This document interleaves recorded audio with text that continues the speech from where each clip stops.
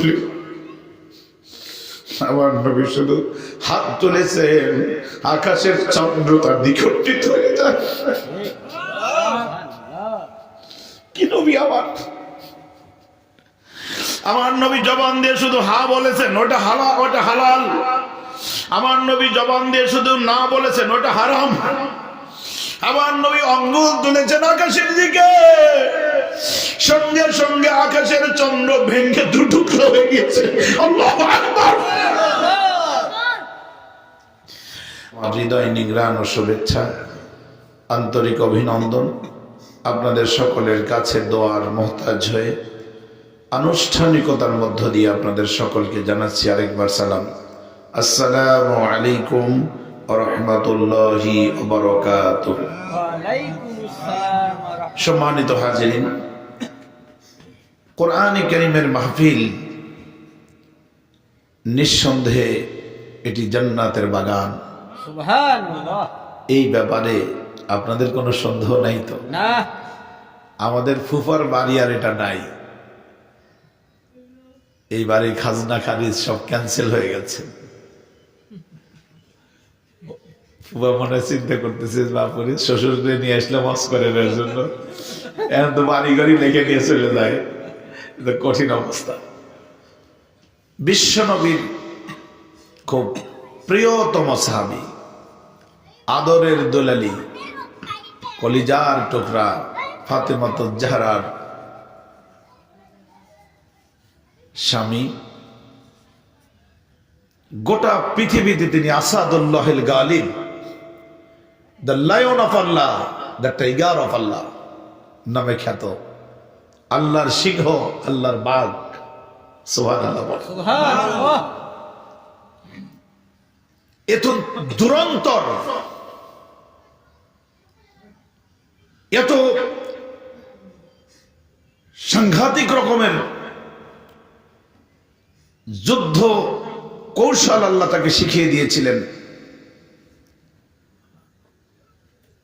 প্রিয় নবী সাল্লাল্লাহু আলাইহি সাল্লাম যেখানে তার হাতে তরবারি তুলে দিয়েছেন, প্রত্যেকটি জায়গায় তার তরবারির দ্বারা ইসলামের বিজয় হয়েছে। জোরে কোন সুবহানাল্লাহ। আল্লাহু আকবার।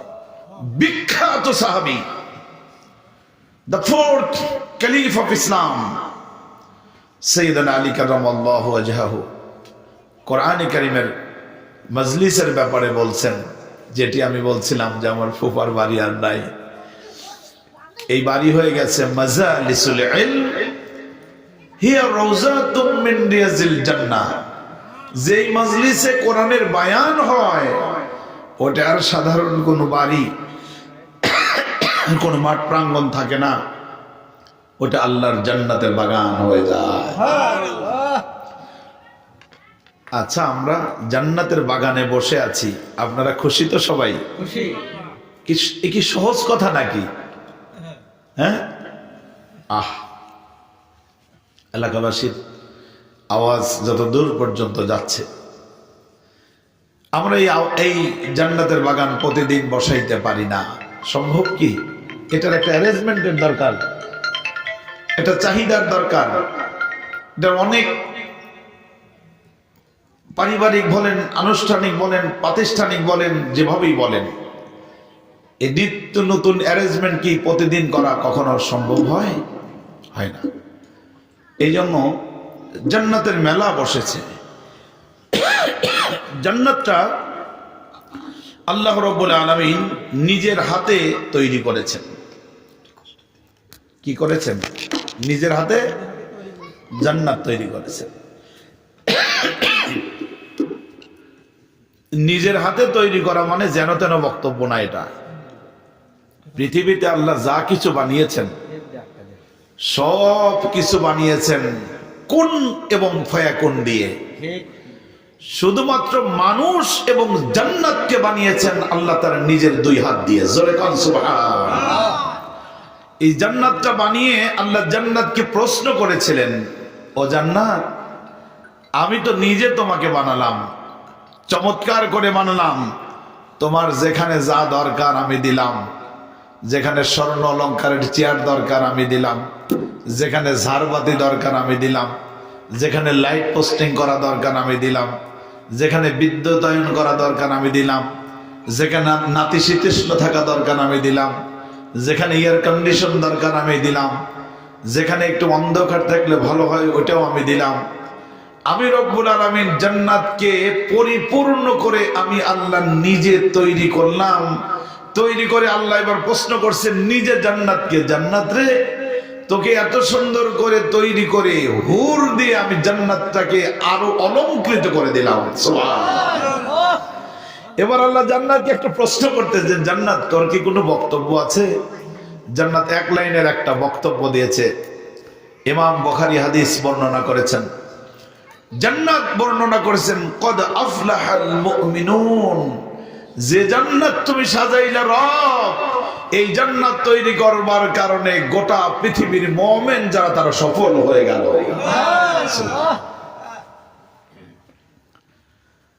মুমিনের কোনো ব্যর্থতা নাই।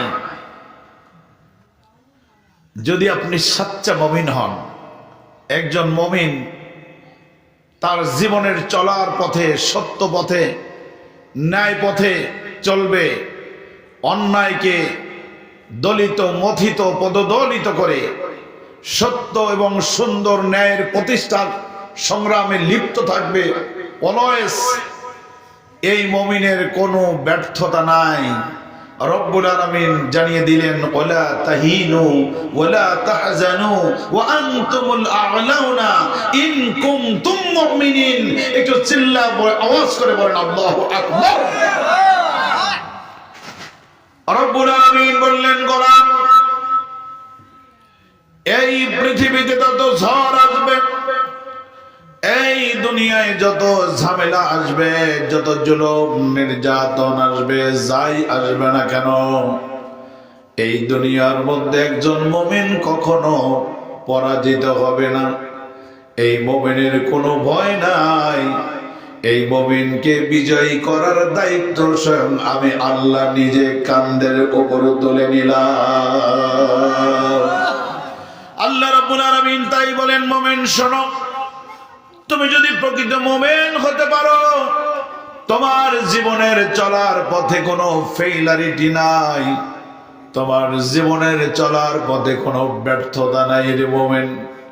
তুমি চলো, তোমার ব্যক্তিগত কাজ, তোমার পারিবারিক কাজ, তোমার দিনমজুর কুলি, তুমি সাধারণ মানুষ, তুমি কৃষক, তোমার জমিনের কাজ, তোমার ভ্যান চালানোর কাজ, রিক্সা চালানোর কাজ, তোমার মাতব্বারি করার কাজ, তুমি যে কোনো কাজের পেশায় থাকো না কেন রে মুমিন, আমি রব্বুল আলামিন তোমাকে জানিয়ে দিচ্ছি, মুমিন তুমি কখনো ব্যর্থ হবে না। রব্বুল আলামিন চমৎকার করে কোরআনে কারিমে জানিয়ে দিলেন, ওয়াকানা হাক্কান আলাইনা নাসরুল মুমিনিন। রব্বুল আলামিন বললেন, মুমিন তুমি যদি প্রকৃত মুমিন হতে পারো, তোমার অন্তরে যদি প্রকৃত ঈমান থেকে থাকে, তুমি যদি প্রকৃত পক্ষে মুমিন হতে চাও, আর নিজেকে যদি মুমিন হিসাবে প্রতিষ্ঠিত করতে চাও, আমি রব্বুল আলামিন তোমারে জানিয়ে দিলাম, তোমার মতো মুমিনকে সাহায্য করা আমি আল্লাহর জন্য ওয়াজিব হয়ে যায়। আমার বন্ধুগণ, আমার ভাইয়েরা, এই জন্য রব্বুল আলামিন কোরআনে কারীমের মধ্যে জানিয়ে দিলেন, কদ আফলাহাল মুমিনুন। ও মুমিন, আমি নিশ্চিত বললাম তুমি বিজয় হয়ে গিয়েছো, তোমার জীবনে পরাজয় নাই। আমার বন্ধুগণ, এখন মুমিন জয় পরাজয়ের মেইন জায়গা কোনগুলো, কোন জায়গাতে আমাদের জয় হতে হবে?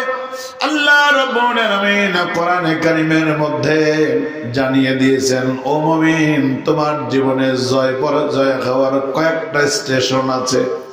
যেমন আমি যদি এখন এই যে ট্রেনে করে উল্লাপাড়া থেকে ঢাকা যেতে চাই, অনেকগুলা স্টেশন পার হয়ে যেতে হয়, কথা বলেন ঠিক কিনা?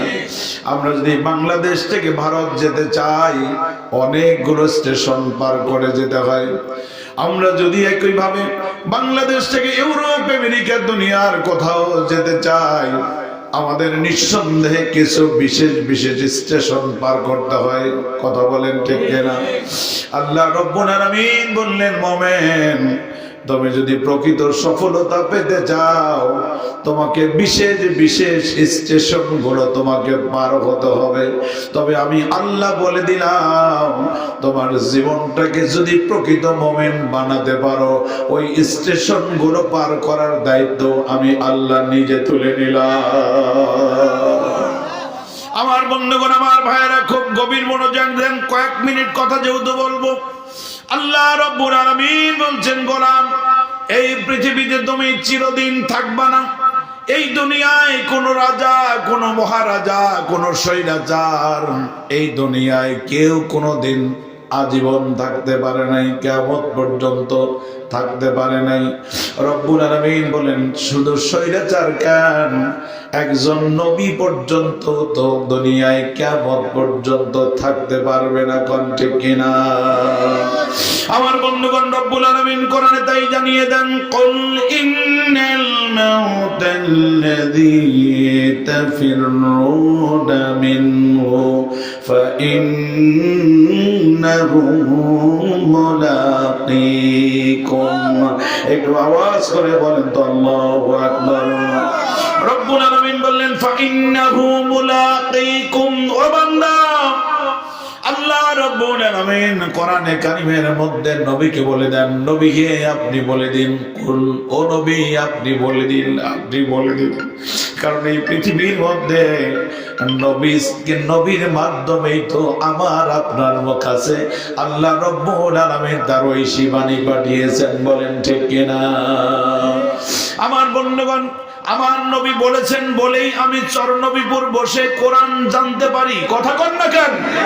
আমার নবী জানিয়েছেন বলে আমি বিশ্ব নবীর হাদিস জানতে পারি।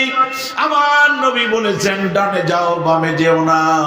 আমার নবী বলেছেন সোজা পথে যাও বক্র পথে যেও না। আল্লাহ রাব্বুল আলামিন আমার নবীকে শরীয়ত প্রণেতা বানিয়ে দিয়েছে। আমার নবী হলেন শরীয়ত প্রণেতা, যাকে বলা হয় শারে। শারে মানে হলো শরীয়ত প্রণেতা। এমন শরীয়ত প্রণেতা আমার নবীকে রব্বুল আলামিন বানিয়েছেন। আবার নবী যদি হাত তুলে, আমার নবী শুধু হাত তুলেছেন, আকাশের চন্দ্র তার দ্বিখণ্ডিত হয়ে যায়। কি নবী আমার নবী জবান দিয়ে শুধু হা বলেছেন, ওটা হালাল, ওটা হালাল। আমার নবী জবান দিয়ে শুধু না বলেছেন, ওটা হারাম।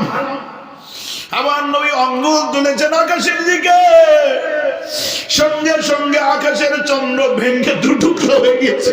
আল্লাহু আকবার। আপনারা জানেন নীল আর্মস্ট্রং এর নেতৃত্বে 3 জন বিজ্ঞানী চাঁদে গিয়েছিলেন।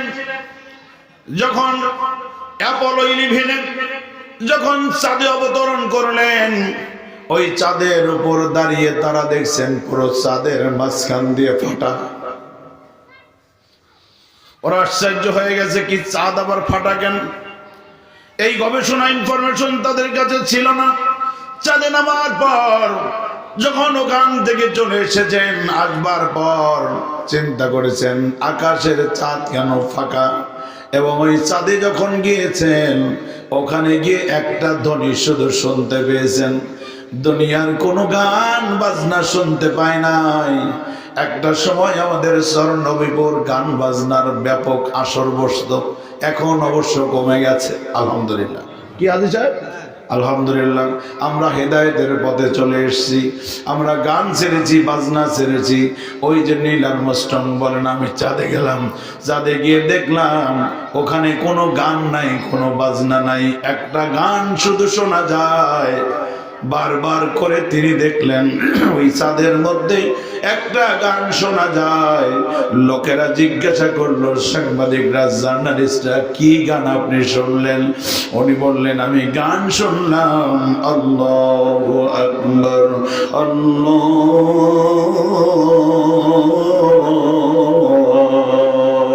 আকবার। আমি চাঁদের কাছে গিয়ে গান শুনলাম আল্লাহু আল্লাহু আকবার মানে মুমিনের আজানের ধ্বনি, আল্লাহু আকবার। নীল আর্মস্ট্রং চিন্তা করলেন, বলে কি দুনিয়ায় এত ভালো ভালো শিল্পী, দুনিয়ায় এত ভালো বড় শিল্পীরা, নারী শিল্পী, পুরুষ শিল্পী, কত শিল্পীরা গান গায়, এই গান তো এখানে আসে না, কিন্তু আজানের ধ্বনি গান, এই গান এইভাবে শোনা যায়। এত বড় আশ্চর্য ঘটনার গান শুনতে লাগলেন। এরপরে বললেন, ওখানে গিয়ে দেখলাম ওই যে চাঁদটা এরকম ফাটা, এই চাঁদটা এরকম ফাটা, চাঁদটা এরকম ফাটা, চাঁদটা এরকম ফাটা। আমার ভাইয়ের, আমার বন্ধুগণ, তিনি নিচে দুনিয়ায় এসে গবেষণা করে দেখলেন রব্বুল আলামিন কোরআনে জানিয়ে দিয়েছেন ওই চাঁদটা এমনি ফাটে নাই, ওই চাঁদটা এমনি ফাটে নাই। আবু জেহেলের দল এসে নবীকে জিজ্ঞাসা করলো, নবী হে, ও আব্দুল্লাহর ছেলে মুহাম্মদ, আমরা ঈমান আনতে পারি তুমি যদি চন্দ্রটা দ্বিখণ্ডিত করে দেখাইতে পারো। বিশ্ব নবী, আমার বন্ধুগণ, ওই চন্দ্র দ্বিখণ্ডিত করবার জন্য রবের দিকে তাকালেন, আর রব বললেন, ইয়া নবিউল্লাহ, আপনি চাঁদ দ্বিখণ্ডিত করবার জন্য কোনো পেরেশান হবেন না, শুধু আপনি আঙ্গুলটা চাঁদের দিকে করে দেন, ওই চাঁদটা দু টুকরা হয়ে যাবে। এই দৃশ্য যখন নীল আর্মস্ট্রং দেখলেন, নীল আর্মস্ট্রং বললেন, আমি আর অন্য কোন ধর্ম অবলম্বী হয়ে থাকতে চাই না, আমি আর দেরি করতে চাই না, আমাকে তোমরা ঈমানের কালিমা পড়িয়ে দাও, কালিমা লা ইলাহা ইল্লাল্লাহু মুহাম্মাদুর রাসূলুল্লাহ। সবাই বলেন সাল্লাল্লাহু আলাইহি ওয়াসাল্লাম। এই জন্য আমার নবী হলেন শারে, মানে শরীয়ত প্রণেতা। আমার নবী বলেন হা হয়ে যায় হালাল, আমার নবী বলেন না আমার হয়ে যায় হারাম। নবী আঙ্গুল তোলেন আকাশের দিকে, আকাশের চাঁদটা দুটুকরা হয়ে যায়। আবার নবী দুটি পা যখন উপরের দিকে তুলে যায়, আবার নবী সপ্ত আকাশ পার হয়ে, সিদরাতুল মুনতাহা পার হয়ে, আবার নবী বাইতুল মামুর পার হয়ে, আমার নবী কোরআনের বাড়ি লৌহে মাহফুজ পার হয়ে দুটো পা যখন তুলেছে, আমার নবী সোজা গিয়ে আল্লাহর আরশিল আজিমে পৌঁছে গিয়েছে।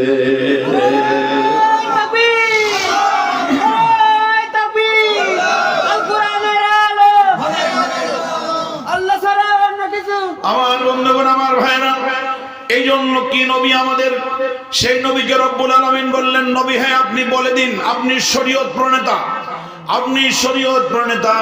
এখানে একটু দেখেন তো, যে এই যে কেট সাউন্ড আসে এখানে, আপনি একটু দেখেন তো, ও নবী আপনি দেখেন তো, আপনি বলে দেন তো, কুল, আপনি বলে দেন, ইন্নাল মাউতাল্লাযী তাফিররুনা মিনহু ফাইন্নাহু মুলাকীকুম। আল্লাহু আকবার। রব্বুল আলামিন বললেন, নবী হে আপনি বলে দিন, আপনি বলে দিন, আপনি বলে দিন যে মরণ থেকে মানুষেরা পালিয়ে বেড়াতে চায়, এই মরণ একদিন মানুষের জীবনে কিন্তু সাক্ষাৎ করবে। মোলাকাত করবে। আমরা সবাই জানি মোলাকাত হয় হলো সামনাসামনি, কথা বলেন ঠিক কিনা? আমরা ঈদের সময় মোলাকাত করি, অনেকদিন পর দেখা হলে মোলাকাত করি, আমরা মহব্বতের সাথে আমরা মোলাকাত করি। এটা ইসলামের সুন্নাত করে দিয়েছেন আমার বিশ্ব নবী। আমার বন্ধুগণ, আমার ভাইরা, আল্লাহ রাব্বুল আলামিন জানিয়ে দিলেন, ফাইন্নাহু মুলাকীকুম, মরণ তোমার আসবে, মরতে তোমাকে হবেই। তবে সবচাইতে কঠিন বার্তা হলো রব্বুল আলামিন বলেন, ওয়াজাআত সাকরাতুল মাউতি বিল হক। বিশ্ব নবীকে জানিয়ে দিলেন, নবী আপনি বলে দিন, আসিতেছে মরণ, এমন যন্ত্রণা নিয়ে মরণ আসিতেছে, কঠিন যন্ত্রণা নিয়ে মরণ আসিতেছে। আরে আমার ভাইরা, এই মরণ থেকে দুনিয়ার কেউ বাঁচতে পারবে কি ভাই? আমার ভাইরা একটু খেয়াল করে দেখেন তো, পৃথিবীর সবচেয়ে লম্বা একজন মানুষ ছিলেন। লম্বা মানুষটা কে জানেন নাকি? পৃথিবীর সবচাইতে লম্বা কে? হ্যাঁ, মাশাআল্লাহ, হ্যাঁ আলহামদুলিল্লাহ। সাইয়েদনা আদম, ইমাম বুখারী হাদিস বর্ণনা করেছেন, বিশ্ব নবী বলেছেন, খালাকাল্লাহু আদামা ওয়া কানা তুলুহু 60 যিরাআন। আল্লাহ রাব্বুল আলামিন আদমকে বানিয়েছেন 120 হাত, মানে 60 গজ লম্বা করে। জোরে কোন আল্লাহু আকবার। এই 120 হাতের মানুষটা উনি দুনিয়ায় আছেন নাকি মরণ হয়েছে? কথা বলেন। লম্বা কথা, এখানে আমি ভিতরে ঢুকতে পারবো না, সময় কভার করতে পারবো না। এরপর হলো পৃথিবীর মধ্যে সবচেয়ে দাপটশীল পয়গাম্বর নবী ছিলেন সাইয়েদনা মূসা। নাম শুনেন নাই? সাইয়েদনা মূসা। ওনারে মারার জন্য ফেরেশতা গিয়েছিল। অফিস করতেছে তো উনি, এরকম আমরা যেরকম অফিস করি এরকম অফিস করতেছে। হঠাৎ করে ঘরের মধ্যে ঢুকে গেছে, কোনো কথা নাই, বার্তা নাই।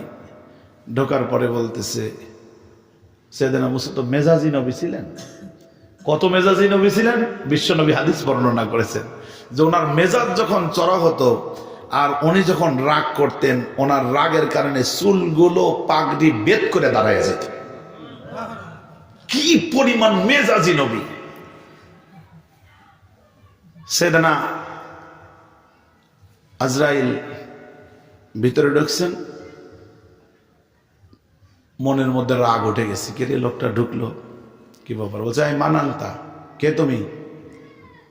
বলে, আনা মালাকুল মউত। কেন এসেছো? আনা ওয়াক্কিলা বিকুম, আমি তোমার জান কবজ করার জন্য এসেছি। সাইয়েদনা মূসা আলাইহিস সালামের রাগ উঠে গেছে, কয় এদিকে আয়, এদিকে আয়। এখন আজরাইল দেখতেছে এতদিন তো মানুষ মরলাম, আজকে মানে আমারই মরা লাগে। পরিস্থিতি খুব খারাপ, কারণ সাইয়েদনা মূসার রাগ উঠে গেছে, এত রাগ। আমার বন্ধুগণ, আমার ভাইরা, সাইয়েদনা মূসা ডেকেছেন।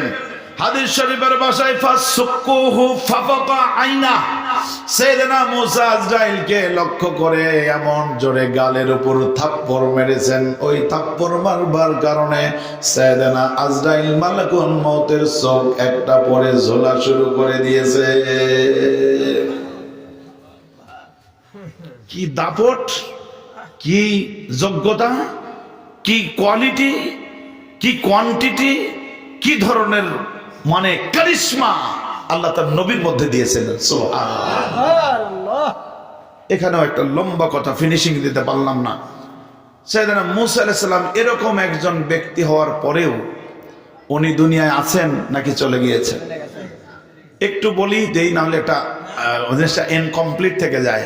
আল্লাহ তাআলা কাছে মালাকুল মউত গিয়ে নালিশ করলে যে, আল্লাহ এই ঘটনা, আমি ওনারে মারতে গেলাম, আমারই তো উল্টা মেরে দেয়, আর একবার দাঁড়াইলে তো আমার আর এক চোখ ফেলাই দেয়, মারে ফেলাই দিত। এই জন্য তোমার কাছে আসছে, আমার এরকম করে মারলো। কেন মারছে? কেন মারছে? কোনো ভুল টুল করছে? কই না তো, আমি তো সচরাচর গেছি, যেভাবে যাই তাই করছি। কয় না, তাহলে এই মূসার সাথে আমার কথা বলতে হবে। আল্লাহ বলতেছেন যে মূসা যেন তেন নবী নয়। ওই স্কুলের শিক্ষক যারা আছেন তারা জানেন, স্কুলে একটা দুষ্ট প্রকৃতির ছেলে হলে ওই বিচার যে কোনো শিক্ষক করে না। ওই বিচার করার জন্য বলে হেডমাস্টার প্রিন্সিপালকে দিয়ে বিচার করানো লাগবে, ঠিক কিনা? হেডমাস্টার দিয়ে করাইতে হবে, না হলে ওর মেজাজ খারাপ। আল্লাহ বললেন আমার নিজের কথা বলতে হবে। রব্বুল আলামিন নিজে কথা বললেন, কিরে ও মূসা, এত রাগ করেছো কেন? সমস্যা কি বলো তো দেখি, সমস্যা কি? সাইয়েদনা মূসা বললেন, আল্লাহ আমার ঘরে ঢুকেছে, দুই কারণে আমার মেজাজ খারাপ। এখন আমাকে সালাম দেয় নাই, আর দুই নাম্বার হলো আমার কোনো পারমিশন নিয়ে ঢোকে নাই, এই জন্য রাগ উঠে গেছে।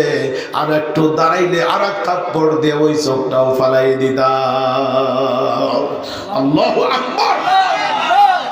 আল্লাহ রাব্বুল আলামিন বললেন, কিরে মূসা, আরো কিছুদিন থাকতে চাও নাকি? দুনিয়ায় থাকার ইচ্ছে আছে? সাইয়েদনা মূসা বললেন, যদি চাই তাহলে কি হবে? আল্লাহ জিবরাইলকে বললেন, জিবরাইল জান্নাত থেকে একটা ষাঁড় গরু টেনে আনো। সহিহ হাদিসের গল্প, কোনো বানানো গল্প না। ষাঁড় গরু আনো, ওই ষাঁড় গরুর উপরে এরকম থাপ্পড় মারো। থাপ্পড় মারার পরে যত পশম পড়বে তত বছর হায়াত দেওয়া হবে। সাইয়েদনা মূসা বললেন, আল্লাহ ধরলাম 2000 পশম পড়েছে, 2000 বছর হায়াত, এরপর কি? আল্লাহ রাব্বুল আলামিন বললেন মুসা রে, এরপরে হলো সুম্মা আমাতাহু ফাআকবার। ও মুসা, এরপরে তোমাকে মরতেই হবে, আর মরার পর তোমাকে কবরে যেতেই হবে রে মুসা। সাইয়েদনা মুসা বললেন, আল্লাহ যদি যেতেই হয়, আল্লাহ রাব্বুল আলামিন বরং যেহেতু হবে ফা ইন্নাহু মুলাকিকুম, তাহলে আর দেরি করে লাভ কি? আল্লাহ মালাকুল মউতকে পাঠায়া দাও, আমি রেডি হয়ে গেছি। আয় আল্লাহ রাব্বুল আলামিন, আমাকে তুমি দুনিয়া থেকে নিয়ে যাও।